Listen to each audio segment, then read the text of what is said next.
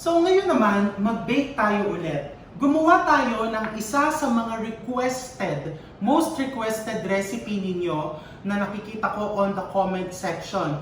This is baked cheesecake. Alam ko, mamaya maraming magsasabi, paano naman yung mga walang oven? Don't worry. Next time, I'm going to show you how to prepare a no-bake cheesecake. Pero ngayon, mag-bake muna tayo. So first, ang kailangan mo dyan, dahil nauuso ngayon yung pagbe-bake sa lata, you can use 2 pieces of 6-inch round tin cans. Mabibili mo to sa baking supply store. Paano naman kung ayaw kong mag-bake dito sa maliliit na tin cans? You can use a 9 inches round pan. Okay? Kung gusto mo naman gumamit ng iba pang sizes na pan, itansya-tansya mo na lang yung iyong cheesecake batter. So again, 2 pirasong baking pan. And then, gumawa tayo ng crust. For the crust, you need graham crackers. Yung full recipe po, yung sukat, ilalagay ko po doon sa section. Itatype ko po doon. Asukal, melted butter. Okay? So, melted butter. Napakasimple yan. Haluin mo lang yan using a spatula. Hindi kailangan talagang mag-exert ka ng effort dito, no? Dahil pag binake mo yan, magme-melt din naman yung butter. So for example, ayaw ko ng graham crackers. Gusto ko ay ibang flavor. Pwede ba namin gamitan yan ng chocolate cookies? Yes, pwede. Durugin mo lang yung chocolate cookies mo. Pwede ba namin gamitan yan ng chocolate chip cookies? May mga tira po akong chocolate chip cookies. Yes, i-crush mo lang, durugin mo lang. Oreos, pwede ka din gumamit ng Oreos. Yung Lotus cookie, yung Biscoff, pwede mo din gamitin yon. But ngayon, classic muna tayo. Graham crackers. So, ilalagay ko yan sa 2 baking pan ko. Yan, napaghalo ko na. Tigkalahati. And then, ipapakita ko sa inyo tong isa. Ipa-flat mo lang yan. Okay? Ialog mong ganyan. And then, using the spatula, you just flatten it. Hindi mo kailangan mag-exert too much effort. Or actually, mas madali, you can use a spoon. Ayan. Kasi pag pinatong mo yung cheesecake mo dito mamaya, magiging flat na din yan. No? Dahil mabigat yung cheesecake mo. So, ganyan lang kasimple. Ipa-flatten mo lang pareho yan. Ganyan lang kasimple yung paggawa ng crust mo. If you want to make it extra special, pwede mong lagyan ng walnuts sa ibabaw. Pwede mong lagyan ng raisins. Depende sa flavor na gusto mo. So, I'm finished with the crust. Gagawin na natin sunod yung filling. So, gawin naman natin yung pinaka-cheesecake mismo. First, kailangan mo ng 3 cups na cream cheese. No? Pag bumili ka sa supermarket, yung nabibili mong nakabar na ganyan, yung maliliit na cream cheese na ganon, that is 1 cup. So, you need 3 bars, yung 3 ganon. Pero kagaya ko, and I'm sure marami sa inyo, pag Tagalog magninegosyo na ng cheesecake, ang bibilihin mo na ay yung malaking block para mas makasulit ka. If you're using that, this is approximately 675 grams of cream cheese. Anong brand ng cream cheese? Gamitin mo kung saan ka komportable.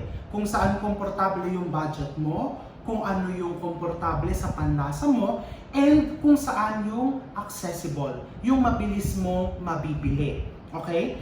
And then you need 1 cup of sugar, 4 pieces of eggs, and 1 tablespoon of cornstarch. Napaka-importante, yung cream cheese mo has to be softened. So, hindi pwedeng galing sa loob ng ref. Kung naka-ref, ilabas mo ng mga 1 oras. Ilalagay ko yung asukal. Gagamit ako ng hand mixer, kahit na meron akong malaking mixer, because I don't want you to think na porket wala kang malaking mixer, ay hindi mo na kayang gumawa ng cheesecake. Dahil napakabilis lang po talaga nito. You mix it. Okay, I'm using my hand mixer. Sa una, mahirap. Okay? Pero, pag nagsama na yan, Pag lumambot na yung iyong cream cheese, madali na yan, okay? So, tsagain mo lang sa umpisa. Okay? So, you want to mix it until the cream cheese becomes smooth.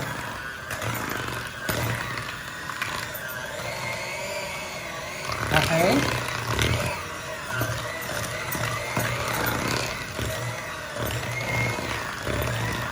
So, I'm mixing it until it becomes smooth. Dapat wala kang makikitang lumps. Okay? Parang icing dapat yung consistency. No? Kailangan matyaga ka sa paghahalo. Especially kung hand mixer ang ginagamit mo. Diba? Lahat naman ng bagay nagsisimula ng hindi smooth. Diba? Kung ikaw ay matyaga, mapasensya, at talagang tututukan mo ang isang bagay, kikinis yan. It will go very smooth and very well. Katulad lang yan ng baking. You need a lot of patience, actually. Wala naman talagang secret recipe dyan. Ang kailangan mo lang ay alam mo yung basics and magpasensya ka. So ayan, nakikita mo, ang bilis oh. Naging smooth na siya. And you will notice, nabawasan yung paghihingalo ng mixer. Diba? Sa simula lang yan. Pag nagninegosyo ka, when you're in the bakery business, in the food business, sa simula ka lang parang naghihingalo.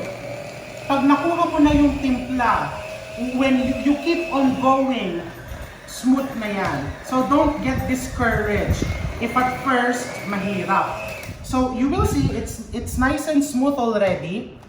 Makikita mo, wala ka nang nakikitang buo-buong cream cheese, di ba?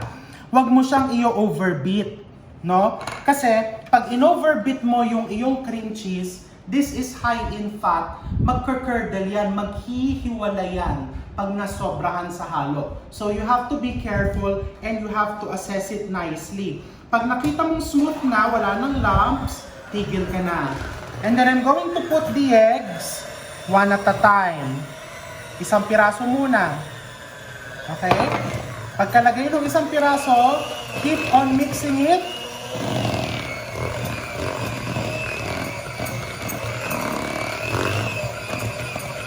See how nice and smooth?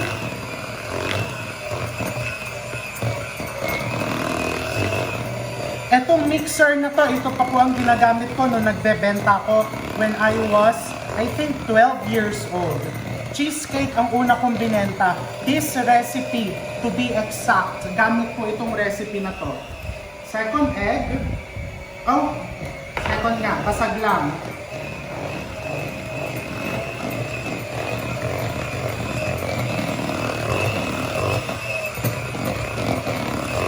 Kaya pa konti-konti yung lagay mo ng itlog because you want it to be well incorporated.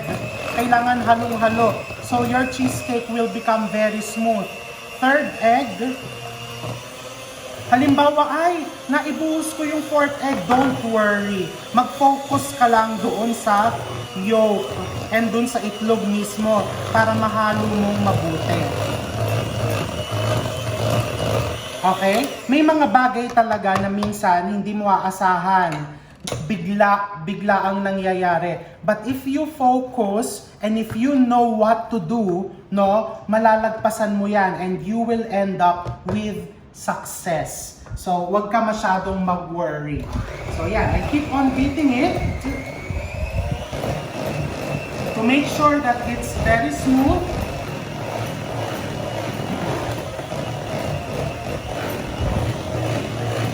Okay, look. Super smooth. No? Now, I'm going to put the cornstarch. Ngayon, alam ko itatanong ng marami sa inyo, para saan yan? Ba't ka naglalagay ng cornstarch? This will be your binder.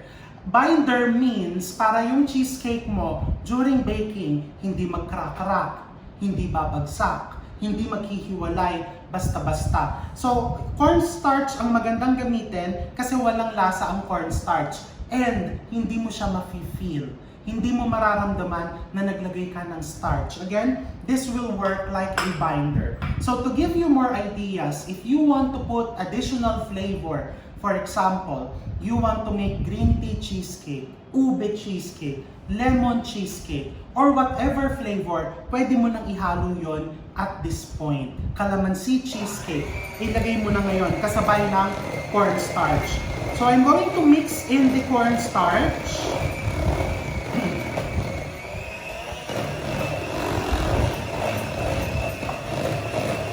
Ayan, pag nawala na siya, tigil ka na. Nakita nyo po, ganyan lang po siyang kabilis gawin. Ngayon, tatanungin ninyo, bakit ang mahal ng cheesecake? Ang bilis lang pala gawin. Kasi po, mahal ang ingredients na ginagamit natin for the cheesecake. Cream cheese pa lang, mahal na. And sa totoo lang, masarap naman talaga ang cheesecake. So kahit magbayad tayo, ang customer natin ng medyo mas mataas, okay lang, basta satisfied ang ating cravings. So now, I'm going to put this onto my prepared pans. Dalawang baking pan, lagay natin. First pan. Second pan. Makikita niyo po kung ganong ka-smooth ang ating cheesecake.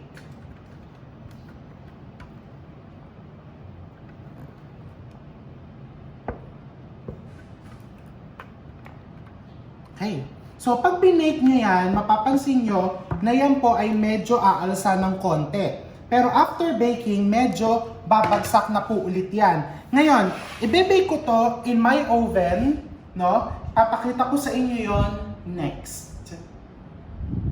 So, the temperature for the cheesecake is 300 degrees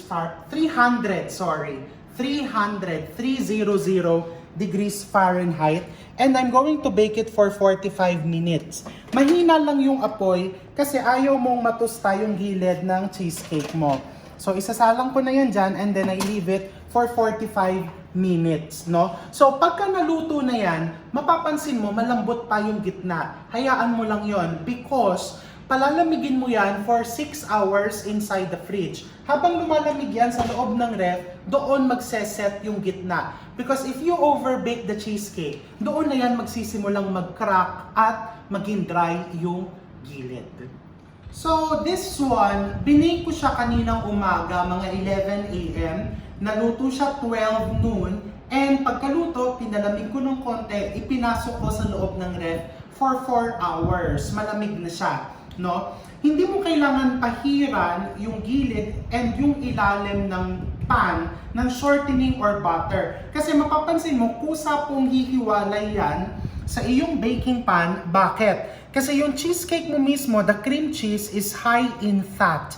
And the crust contains butter that is high in fat also. So mapapansin mo, basta malamig siya, pag binaliktad mo, kusa po yang hihiwalay. No? You see how nice the crust is, no? And then ilalagay ko po yan dito sa aking platter. Kung gusto mong lagyan ng topping such as your blueberry, pwede mong lagyan. Ako kasi, you can also put this, may cherry. But me, I like blueberry. This is really the classic. When I think of cheesecake, I always think of blueberry. Okay? So, yan yung sinasabi ko sa'yo. You just keep the temperature low kasi pagka masyadong malakas yung temperature ng oven mo, ang mangyayari dyan ay yung iyong cheesecake, masusunog yung gilid. Eh gusto mo ganyan lang, di ba? Parang nice and creamy color. Pwede ka din dito na mismo maglagay ng topping sa ibabaw. Kung anong type mo, cherry, strawberry, blueberry. And then, I'm going to try it. Para din makita nyo yung nasa loob. I'll get a knife. So, you will see what's inside. I'm going to cut. Mabilis lang ikat ang cheesecake kapag ka malamig na siya. Okay, ipakita mo sa kanila how smooth it is. Diba? It's very, very, very, very smooth. And then, I'll try it.